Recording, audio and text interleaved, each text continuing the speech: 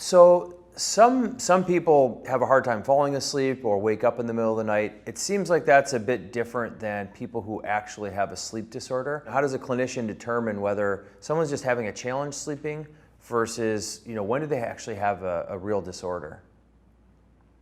Yeah, so usually there's a threshold that we think about, and there's a couple measures to determine like where the person's at, basically. And so there's something called the Insomnia Severity Index, where you could administer that to your patients, and that would give you a sense of where they're at, if it's really a problem or not. And also your standard consensus sleep diary, which is something that the patient could fill out, takes 5 minutes. It's just their subjective experience of their sleep from the previous night. We're pretty good at remembering sleep from the previous night, but not so good like 2 nights ago. It's hard to remember how you slept.